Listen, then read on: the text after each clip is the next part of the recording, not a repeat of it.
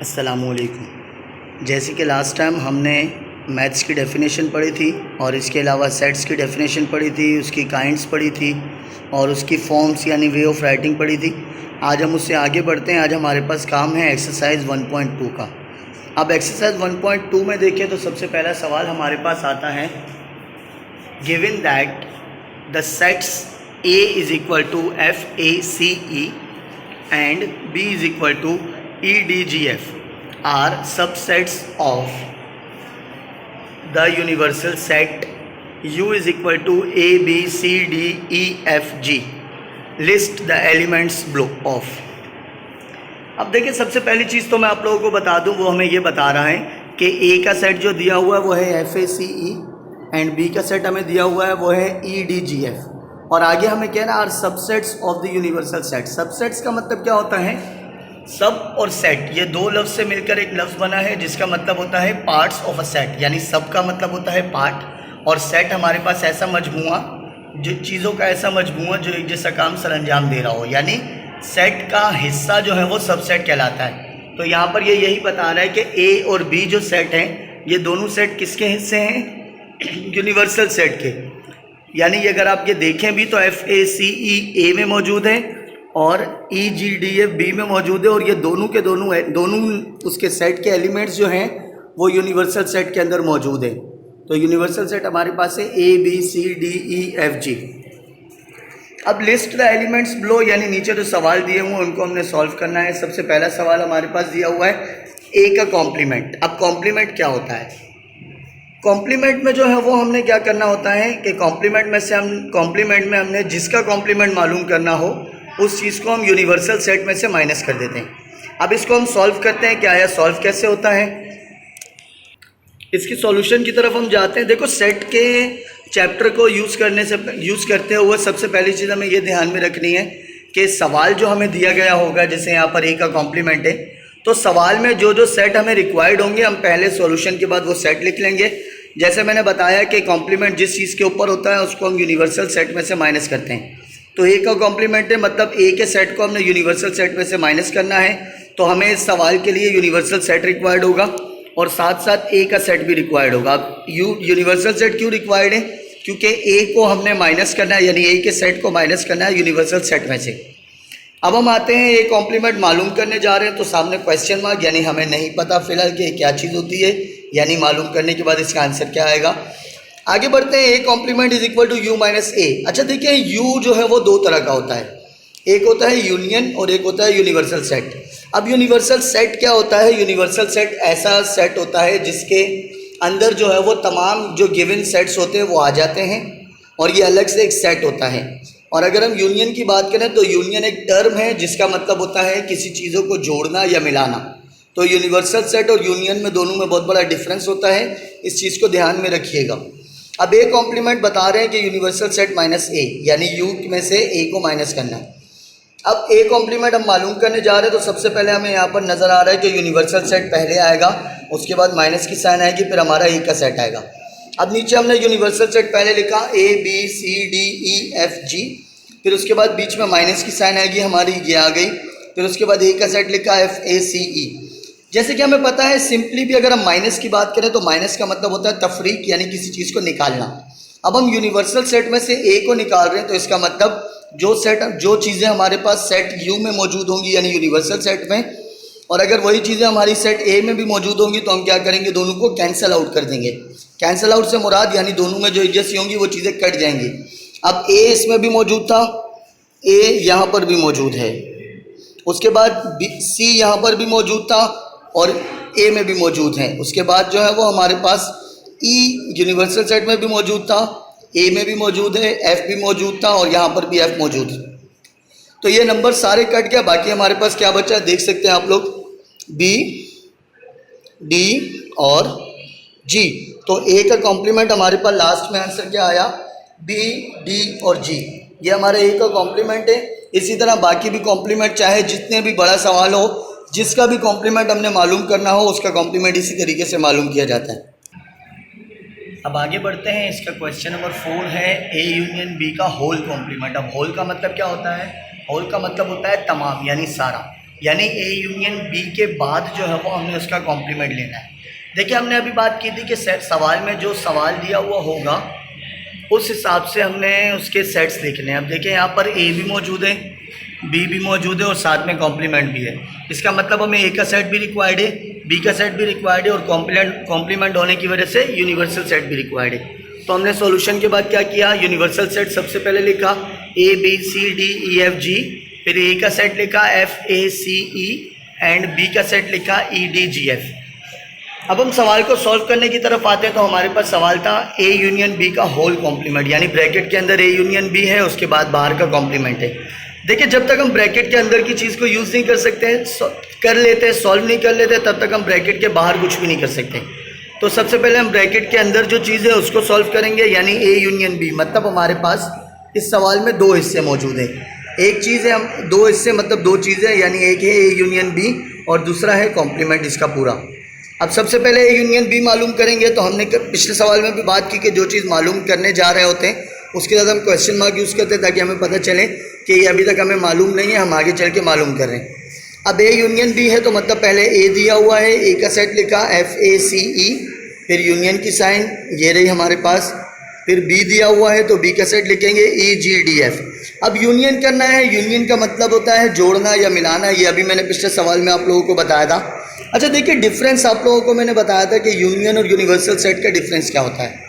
Union जो है वो एक टर्म होती है जिसका मतलब होता है किसी चीज़ को जोड़ना या मिलाना, और यूनिवर्सल एक सेट होता है जिसका काम जो होता है वो तमाम मतलब जिसके अंदर तमाम सबसेट्स मौजूद होते हैं। अब ए यूनियन भी करना है यानी मिलाकर लिखना है, लेकिन मिलाकर लिखेंगे किस तरीके से, तरतीब से। अब एफ ए सी ई और ई जी डी एफ दो चीज़ें थी हमारे पास, अब हम इसको तरतीब से लिखेंगे। तो तरतीब से लिखने के लिए अल्फ़ाबेटिकली ऑर्डर हमारा यूज़ होगा। तो सबसे पहले हमारा ए आएगा, फिर उसके बाद बी मौजूद नहीं है दोनों में तो सी आएगा, फिर डी आएगा, फिर ई आएगा, फिर एफ आएगा और फिर जी आएगा। ये हमारा ए यूनियन बी हो गया। अब इस सवाल का दूसरा हिस्सा यानी ए यूनियन बी का होल कॉम्प्लीमेंट, अब हम उसकी तरफ आते हैं। अब हम ए यूनियन बी का होल कॉम्प्लीमेंट मालूम करने जा रहे हैं तो हमने क्वेश्चन मार्क लगा लिया। अब इसको मालूम कर रहे हैं, जैसे कि पिछले सवाल में हमने किया था कि किसी भी चीज़ का कॉम्प्लीमेंट मालूम करते हैं तो हम उसको यूनिवर्सल सेट में से माइनस कर देते हैं। तो यहाँ देखें पिछले सवाल में हमने ए का कॉम्प्लीमेंट मालूम किया था तो ए को हमने यूनिवर्सल सेट में से माइनस किया था। यहाँ पर हम ए यूनियन बी पूरे का कॉम्प्लीमेंट मालूम कर रहे हैं। तो जब पूरे का कॉम्प्लीमेंट मालूम होता है तो हम क्या करेंगे, पूरे को हमने क्या किया, यूनिवर्सल सेट में से माइनस कर दिया। अब पहले यू दिया हुआ है तो यूनिवर्सल सेट लिखेंगे ए से लेकर जी तक, फिर उसके बाद माइनस की साइन दी हुई है, ये हमने माइनस की साइन लगाई। फिर उसके बाद ए यूनियन बी दिया हुआ है तो ए यूनियन बी का आंसर जो हमारे पास था ये वाला ए सी डी ई एफ जी, वो हमने ए यूनियन बी का आंसर उसकी जगह पर लिख दिया, ये यहाँ पर मौजूद है।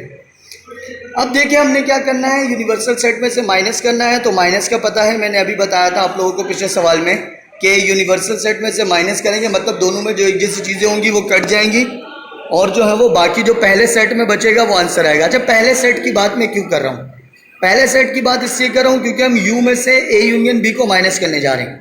हाँ अगर हम ए यूनियन बी में से यू को माइनस कर रहे होते तो हम दूसरे सेट की जो चीज़ें होती वो पहले लिख लेते। तो अब यू में से ए यूनियन बी को माइनस करना है तो हम क्या करेंगे, तो हमें नज़र आ रहा है ए दोनों में मौजूद है, उसको कैंसिल आउट कर दिया, सी दोनों में मौजूद है, कैंसिल आउट कर दिया, डी मौजूद है, ई मौजूद है, एफ मौजूद है, जी मौजूद है, ये सारे नंबर्स मौजूद है, सारे नंबर कैंसिल आउट हो गए। बाकी एक चीज़ हमारे पास बच गई, वो क्या थी, बी। तो ए यूनियन बी का होल कॉम्प्लीमेंट जो हमारे पास आएगा वो क्या आएगा, बी आएगा। आगे बढ़ते हैं। अब क्वेश्चन नंबर 6 है, अब हमारे पास A complement intersection B complement. देखिए वही चीज़ हम करेंगे कि सवाल में जो जो सेट हमें रिक्वायर्ड है हम वो लिख लेंगे। पहले ए मौजूद है तो ए का सेट भी रिक्वायर्ड है, बी मौजूद है, बी का सेट भी रिक्वायर्ड है और साथ में कॉम्प्लीमेंट होने की वजह से यूनिवर्सल सेट भी रिक्वायर्ड है। हमने क्या किया, यूनिवर्सल सेट लिख दिया ए से लेकर जी तक, ए का सेट लिखा F A C E and B का सेट लिखा ई जी डी एफ। अब ये तीनों सेट लिखने के बाद हमने सवाल को दोबारा से कॉपी किया नीचे, A complement intersection B complement. अब हम देखें इसमें तीन चीज़ें मौजूद हैं। तीन चीज़ें कौन कौन सी, सबसे पहली चीज़ हमारे पास ए कॉम्प्लीमेंट, दूसरी चीज़ हमारे पास बी कॉम्प्लीमेंट और तीसरी चीज़ हमारे पास दोनों का इंटरसेक्शन। अच्छा देखिए पिछले सवाल में जो हमने किया था ए यूनियन बी का होल कॉम्प्लीमेंट, उसमें क्या था, कॉम्प्लीमेंट ब्रैकेट के बाहर था तो हमने सबसे पहले ब्रैकेट को सॉल्व किया था, उसके बाद कॉम्प्लीमेंट की तरफ गए थे। लेकिन इसमें कोई ब्रैकेट मौजूद नहीं है, इसमें डायरेक्ट हम क्या करेंगे, पहले ए का कॉम्प्लीमेंट निकालेंगे, फिर बी का कॉम्प्लीमेंट निकालेंगे, फिर जो दोनों का आंसर होगा उसका हम इंटरसेक्शन लेंगे। अब देखिए ए का कॉम्प्लीमेंट निकाल रहे हैं तो हमें पता है कि जो जिस चीज़ को मालूम करते हैं उसके साथ क्वेश्चन मार्क यूज़ करते हैं। ए का कॉम्प्लीमेंट यानी यूनिवर्सल सेट माइनस ए, क्योंकि जिसका कॉम्प्लीमेंट मालूम करना होता है उसको हम यू में से माइनस कर देते हैं। अब ए का कॉम्प्लीमेंट हमारे पास कैसे मालूम होगा, पहले यू दिया हुआ है, यू का सेट लिखेंगे ए से लेकर जी तक, फिर माइनस की साइन, फिर ए का सेट लिखेंगे FACE। अब उसके बाद हमने माइनस करना है तो माइनस सिंपली कैसे होता है कि दोनों में जो एक जैसी चीज़ें होंगी वो आपस में कैंसिल आउट हो जाएंगी। जैसे ए मौजूद है दोनों में, सी मौजूद है दोनों में, एफ मौजूद है दोनों में और ई भी मौजूद है दोनों में। ये सारे कैंसिल आउट हो गए तो पहले सेट में जो बचेगा हमारे पास वो क्या बचेगा, बी, डी एंड जी। तो ये हमारे पास ए का कॉम्प्लीमेंट आ जाएगा। अब उसके बाद आते हैं इसके दूसरे हिस्से की तरफ। दूसरा हिस्सा हमारे पास क्या है, ए कॉम्प्लीमेंट के बाद बी कॉम्प्लीमेंट। क्यों? क्योंकि इंटरसेक्शन हम तब तक मालूम नहीं कर सकते जब तक हमारे पास ए कॉम्प्लीमेंट का आंसर ना आ जाए और बी कॉम्प्लीमेंट का आंसर ना आ जाए। अब बी कॉम्प्लीमेंट मालूम करने के लिए हमने क्या किया, सिंपली क्वेश्चन मार्क लगाया, फिर उसके बाद हमें पता है कि जिस चीज़ का कॉम्प्लीमेंट हो उसको हम यूनिवर्सल सेट में से माइनस कर देते हैं, तो B complement is equal to U minus B. अब हम आगे बढ़ते हैं तो आगे हमारे पास क्या है, बी कॉम्प्लीमेंट मालूम करना है तो पहले यू का सेट लिखेंगे यानी यूनिवर्सल सेट, क्योंकि यू माइनस बी था हमारे पास बी कॉम्प्लीमेंट। तो हमने क्या किया, पहले बी यू का सेट लिखा ए से लेकर जी तक, फिर माइनस की साइन लगाई, फिर उसके बाद बी का सेट लिखा ई जी डी एफ। अब देखिए माइनस का काम क्या होता है, दोनों में एक जैसी चीज़ों को काटना। अब देखिए डी यहाँ भी मौजूद है और डी यहाँ भी मौजूद है, फिर उसके बाद ई यहाँ भी मौजूद है और ई यहाँ भी मौजूद है, एफ यहाँ भी मौजूद है, एफ यहाँ भी मौजूद है, जी यहाँ भी मौजूद है, जी यहाँ भी मौजूद है। तो माइनस जो एक जैसी चीज़ें होती हैं वो कट जाती हैं और इसमें हमारे पास क्या बच गया, ए, बी एंड सी। अब देखिए ए कॉम्प्लीमेंट भी हमारा मालूम हो गया, वो ये रहा बी डी जी, और बी कॉम्प्लीमेंट भी हमारा मालूम हो गया, वो ये रहा ए बी सी। अब हम आते हैं दोनों के इंटरसेक्शन पर। अब इंटरसेक्शन क्या होता है, सबसे पहली चीज़ इंटरसेक्शन ऐसी चीज़ को कहते हैं जहाँ पर दो चीज़ें आकर मिलती हैं, यानी एक ऐसा पॉइंट जहाँ पर दो लाइनें या दो चीज़ें आकर मिलें, जिसको हम सेम पॉइंट भी कह सकते हैं दोनों लाइनों का। तो सेम पॉइंट से याद आया कि इंटरसेक्शन का जो मतलब होता है वो होता है बिल्कुल सेम चीज़ होना, यानी एक जैसी चीज़ जो होती है वो इंटरसेक्शन कहलाती है। अब A complement intersection B complement मालूम करना है तो सबसे पहले ए कॉम्प्लीमेंट का आंसर लिखेंगे जो हमने यहाँ पर मालूम किया था, बी डी और जी, वो हमने यहाँ पर लिख दिया। अब उसके बाद बीच में इंटरसेक्शन की साइन ये हमने लगाई। अब बी कॉम्प्लीमेंट का जो आंसर था वो ये रहा ए बी सी, वो हमने यहाँ पर लिख दिया। अच्छा देखिए अभी हमने बात की कि इंटरसेक्शन कहते हैं ऐसे पॉइंट को जो दोनों चीज़ों का एक जैसा हो। तो इन दोनों में एक जैसा पॉइंट कौन सा है, एक जैसी चीज़ कौन सी है, वो है बी जो दोनों में मौजूद है। तो हमने क्या किया, उसको सर्कल कर दिया ये बताने के लिए कि ये चीज़ दोनों में एक जैसी मौजूद है। तो यहाँ पर नीचे फिर हमारा आंसर भी यही आ जाएगा, A complement intersection B complement का आंसर क्या हो जाएगा, बी, यानी बी ऐसा पॉइंट है जो दोनों में एक जैसा मौजूद है। अब क्वेश्चन नंबर 8 हमारे पास मौजूद है, universal set intersection null set. अच्छा ये जो साइन होती है ये नल सेट की साइन होती है। सॉल्यूशन में आते हैं, देखिए वही चीज़ हम सबसे पहले करेंगे कि हमें जो जो सेट रिक्वायर्ड है हम वो लिख लेंगे। सबसे पहले यूनिवर्सल सेट रिक्वायर्ड है तो यूनिवर्सल सेट लिख दिया, और दूसरी चीज़ हमें रिक्वायर्ड है क्या, नल सेट, वो नल सेट भी हमने यहाँ पर लिख दिया। अब हमने क्या करना है, दोनों का करना है इंटरसेक्शन। इंटरसेक्शन ऐसा पॉइंट जो दोनों में एक जैसा हो। तो यूनिवर्सल सेट पहले मौजूद है तो पहले यूनिवर्सल सेट लिखा, ए से लेकर एफ, पहले यूनिवर्सल सेट लिखा। यूनिवर्सल सेट हमारे पास ए से लेकर जी तक मौजूद होता है, बीच में इंटरसेक्शन की साइन जो हमारे पास सवाल में थी, और उसके बाद नल सेट। अच्छा देखिए इंटरसेक्शन हमने बात की थी ऐसा पॉइंट होता है जो दोनों में एक जैसा हो। अब देखिए यहाँ पर ए से लेकर जी तक है और इसमें खाली सेट है, तो मतलब इसमें कोई भी एक जैसा पॉइंट नहीं है, एक जैसी चीज़ नहीं है जहाँ पर इंटरसेक्ट हो रहा हो, कोई इंटरसेक्ट हो रही हो कोई चीज़ या उसका इंटरसेक्शन पॉइंट हो। अब इसमें कुछ भी नहीं है एक जैसा, तो उसका आंसर क्या आ जाएगा, नल सेट आ जाएगा। यानी जहाँ पर इंटरसेक्शन कुछ भी नहीं होगा वहाँ पर इंटरसेक्शन क्या होगा, नल सेट होगा। आज जो हमने डिस्कस किया वो 1.2 एक्सरसाइज 1.2 का क्वेश्चन नंबर 1 था, जिसमें हमने उसके कौन कौन से पार्ट्स किए। उसमें हमने पार्ट्स किए क्वेश्चन नंबर 1, 4, 6 एंड 8। और आप लोगों का होमवर्क क्या होगा, आप लोगों का होमवर्क होगा question number 2, question number 3, question number 5 and question number 7। इंशाल्लाह मुलाकात होगी अगली क्लास में, तब तक के लिए अल्लाह हाफिज़।